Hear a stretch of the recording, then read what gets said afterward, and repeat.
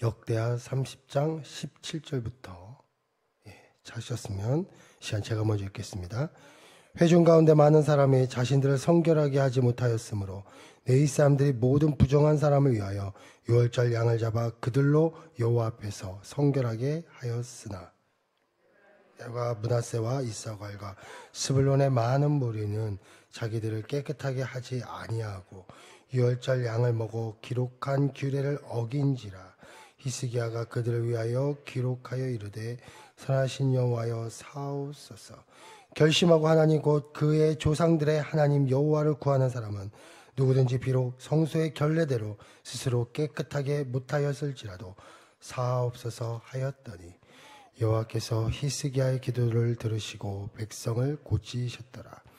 예루살렘에 모인 이스라엘 자손이 크게 즐거워하며 7일 동안 무교절을 지켰고 레위 사람들과 제사장들은 날마다 여호와를 칭송하며 큰 소리로 나는 악기를 울려 여호와를 찬양하였으며 히스기야는 여호와를 섬기는 일에 능숙한 모든 레위 사람들을 위로하였더라.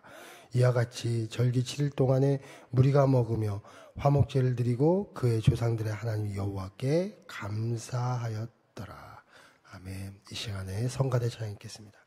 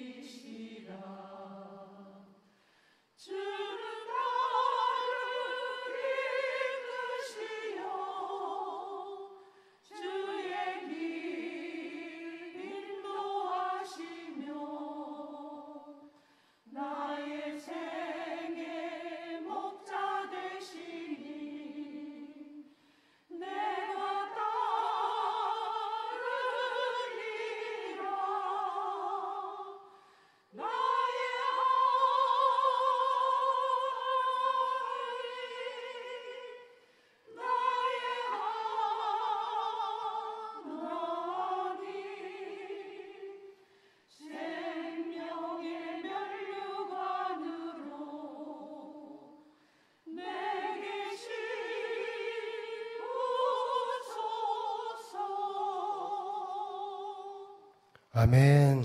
감사합니다.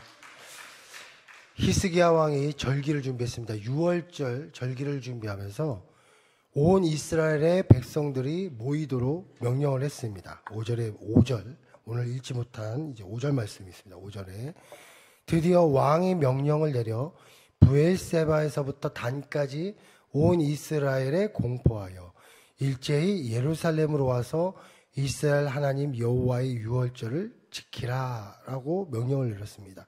근데 여기서 이제 주목할 단어가 브엘세바에서부터 단까지예요. 브엘세바는 가장 남쪽, 유다 지파 중에서 가장 남쪽에 있는 지역이고요. 단은 가장 북쪽에 있는 지역입니다. 지금으로 따지면 브엘세바는 부산부터, 단은 어디냐면 신의주, 저기 백두산까지예요. 한마디로 한라산부터 백두산까지 온 백성들은 모여서 하나님의 유월절을 지키라 할 때입니다. 그런데 지금 왕이 누구냐면 히스기야입니다. 이 히스기야의 왕 때가 언제냐면 바로 북이스라엘이 멸망했을 때입니다. 그러니까 아수르에서 북이스라엘이 멸망하였고 남유다만 남은 상황이에요. 그리고 북이스라엘은 말년에 유다를 괴롭혔습니다. 남유다를 공격하기도 하고 굉장히 힘들기도 했습니다. 그리고 백성들이 다 흩어졌어요. 그리고 사마리아 지역은 아수르의 정복당해서 사마리아인이라고 칭호를 받을 정도로 혼합되기 시작했을 때가 바로 이때였습니다. 모든 것이 이젠 무너졌을 때입니다. 그런데 히스기야가 누구를 초대한 거죠? 바로 남유다의 백성들만 초대한 것이 아니고 북쪽에 있는 그 북이스라엘의 그 백성들까지도 사랑하고 품는 마음으로 그들을 초대했다는 것이죠. 나라가 없어졌고 한동안 원수지간으로 지냈던 그 민족을 같은, 어떻게 보면 원수가 아니라 같은 사랑의 대상으로 보고 그들을 품은 것입니다. 그래서 함께 예배하자, 함께 영적인 이 유월절을 지키자. 그때 근데 북이스라엘 백성들이 이런 말을 해요. 보발꾼이 이제 편지를 보내는 사람이죠. 그 사람이 에브라임과 므낫세 지방 각 성읍으로 두루 다녀서 스불론까지 이르렀으나 사람들이 그들을 조롱하며 비웃었더라. 에브라임 지파는 그 당시에 그 가장 중요한 그 북이스라엘 지파고요. 므낫세는 또 그 가운데 지역에 있었던 지역이에요. 지금은 따지면 이제 평양, 뭐 황해도에 있는 해주, 뭐 이런 지역이라고 생각하시면 됩니다. 스불론은 북쪽에 있는 지역이에요. 단지파 쪽 근처에 있는 지역인데 그들 백성들 가운데까지 편지가 갔을 때 사람들이 뭐라고 했냐면 조롱하고 비웃었다는 거예요. 왜 그러냐면 남북이, 여기도 똑같아요. 남북이 200년 동안 갈라졌습니다. 근데 북이스라엘 백성들은 예루살렘 성전에서 예배를 하지 않았어요.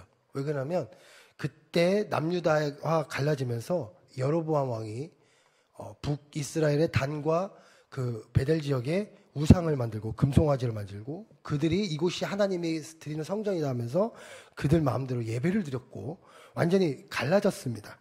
그래서 히스기야의 초대에 대해서도 비웃은 것이죠. 이렇게 오니까 히스기야가 보내니까 막 비웃은 거예요. 계속 뭐 너희들 예배가 그거냐?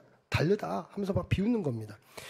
그렇지만 그래도 일부 백성들이 많은 무리들이 그 중에서 오기 시작했습니다. 근데 왔는데 또 18절에 또 뭐라고 써있냐면 에브라임과 므낫세와 이사갈과 스불론의 많은 무리, 이거는 북쪽에 있는 지파들의 다 이야기입니다. 자기들을 깨끗하게 하지 아니하고 유월절 양을 먹어 기록한 규례를 어긴지라 하나님의 말씀대로 예배를 드리지 않았다는 거예요. 오긴 왔는데 히스기야가 그들을 위하여 기도하여 이르되 선하신 여호와여 사옵소서라고 하는 말씀이 있습니다. 이 이스라엘 백성들이 편지를 받았을 때도 비웃기도 했어요. 그래도 그 와중에 몇 명은 또 이렇게 무리들이 또 오긴 왔어요. 성전에 200년 만에 이제 성전에 온 거예요. 근데 또 이 사람들이 하나님의 말씀대로 하지 않고 거룩치 않은 상태에서 자기 마음대로 그 예배를 드리는 겁니다. 그러니까 완전히 엉망진창이죠. 이걸 볼 때 우리는 어떤 마음이 들까요? 히스기야 입장에서는, 그리고 백성들의 입장에서는 얼마나 이게 답답하겠습니까? 불렀는데 비웃었죠. 또 오긴 왔는데 와서도 마음대로 예배드리죠. 엉망진창이죠. 그런 상황이 바로 지금의 이 상황입니다. 남북이 200년 동안 갈라지면서 모든 게 달라졌고 모든 게 있지만 그럼에도 불구하고 우리가 히스기야의 행동에 우리가 봐야 된다는 것이죠. 히스기야는 어떻게 했습니까? 이 북이스라엘 백성들, 한동안 원수지간으로 지냈던 또 북이스라엘 백성들을 위해 어떻게 했냐면 그들을 위해 다시 한번 영적인 초대를 했고 또 영적인 초대뿐만 아니라 그들이 예배가 엉망진창의 예배를 드렸어도 어떤 마음이에요? 히스기야가 그들을 위하여 기도하여 이르되 선하신 하나님 용서해 주시옵소서, 그들을 품어 주시옵소서라고 하는 거예요. 하나님, 그들이 비록 하나님 앞에 엉망진창의 예배를 드리고 영적으로 다 무너졌다 할지라도 그들의 신앙을 다시 세워주시고 그들을 도와주시고 그들의 죄를 용서해 주셔서 영적인 죄에 빠져서 심판받는 그런 사람들이 아니라 영적인 죄로부터 고침받고 영원한 하나님의 사람이 될 수 있도록 하나님 도와주시옵소서라고 한 게 바로 오늘에 나오는 이 히스기야의 기도입니다. 제가 이 본문을 보면서 참 많은 오랜만에 이 부분을 제가 잘 몰랐어요. 근데 이번에 공부를 하면서 다시 한번 느끼게 되었습니다. 그래서 20절에 어떻게 됐냐? 하나님께서 여호와께서 히스기야의 기도를 들으시고 백성을 고치셨더라. 이들의 죄를 용서해 주셨다는 거예요. 이들을 다시 영적으로 세워주셨다는 겁니다. 북이스라엘 지파에서 내려온 그 모든 백성들을 위해 하나님께서 어떻게 하셨냐? 다시 세워주셨다는 것이죠. 그랬더니 21절에 예루살렘에 모인 이스라엘 자손이 크게 즐거워하며 7일 동안 무교절을 지켰고 레위 사람들과 제사장들은 날마다 여호와를 칭송하며 큰 소리 나는 악기를 울려 여호와를 찬양하였으며 하나님 앞에 이 백성들이 기쁘게 찬양을 하고 하나님 앞에 영적인 회복의 축제가 열린 게 바로 이 히스기야의 이 장면인 줄 믿습니다. 그들이 예배가 너무나 기뻤고요. 하나님 앞에 기쁨으로 찬양하며 나갔다는 것이죠. 제가 왜 이런 얘기를 할까요? 히스기야는 북이스라엘이 망했음에도 불구하고 그 백성들을 사랑하고 품으려고 했습니다. 그리고 그들의 영적인 부분을 놓고 기도했다는 것이죠. 그러자 나중에는 큰 기쁨의 예배가 드려졌다는 것이죠. 전 세계 가운데 유일한 남북 분열 국가, 분단 국가는 바로 우리나라밖에 없습니다. 물론 뭐 요즘 대만도 뭐 있다 하지만 좀 다른 현실이죠. 지금 휴전, 완전 전쟁이 끝난 상태가 아니라 휴전의 상태인 상황이고 때로는 이랬다 저랬다 하면서 지금 굉장히 혼란스러운 상황이 바로 남북의 현실입니다.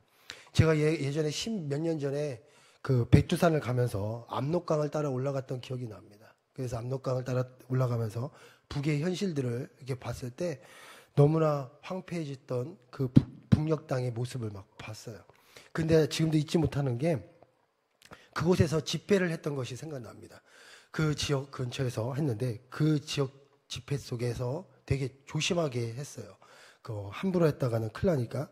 근데 그곳에서 임신매매로 또 기타 다른 일로 중국에 팔려온 그 북한의 여성들의 모습을 보고 또 기도했고 그들의 자녀들을 봤던 그 모습들이 기억납니다. 그래서 그들의 영적인 회복을 놓고 막 기도하고 찬양했을 때 굉장히 열심히 찬양하고 그리고 그 가운데 참 눈빛이 반짝반짝하면서 반겼던 모습들이 기억납니다. 그만큼 지금도 그 현실이 아직도 계속되고 있다는 것이죠. 저는 그때로 끝날 줄 알았지만 지금도 계속됐다는 겁니다. 우리가 할 수 있는 것은 뭐가 있을까요? 저는 이 히스기야처럼 그들을 품고 기도했던 누구예요? 히스기야. 그들을 또 영적인 초대를 했던 그 히스기야. 그 나중에는 함께 기쁨으로 예배드렸던 그 히스기야. 그 모습이 우리의 모습이 되어야 된다는 사실이죠.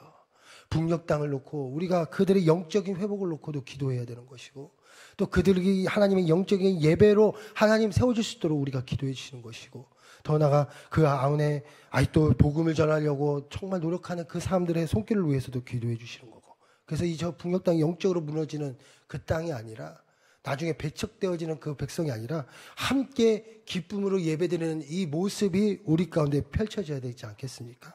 그래서 우리가 오늘 많은 기도 제목도 있지만 특별히 이 북녘 땅에 있는 그 사람들을 위해서 하나님 그들의 영적인 회복이 일어날 수 있도록 도와주시고 하나님을 알게 해주시고 저들이 저렇게 고통 속에 있지만 또 하나님을 믿고 따를 수 있는 그런 영적인 회복의 역사가 일어날 수 있도록 어떻게 보면 우리가 이 북녘 땅의 백성들을 위해 우리가 함께 어떻게 보면 히스기야처럼 관심을 가지고 더 기도해야 될 줄 믿습니다. 그래서 우리가 많은 기도 제목이 있지만 저 북한 땅의 그 백성들을 위해서 우리 백성들 위해서 우리가 함께 기도하셔서 정말 나중에는 이 히스기야처럼 함께 예루살렘의 성전에 모여 드려지는 그 기쁨의 예배가 우리 가운데도 펼쳐지는 그런 하나님의 놀라운 은혜가 우리 가운데 있을 줄 믿습니다. 그렇게 기도했으면 좋겠습니다.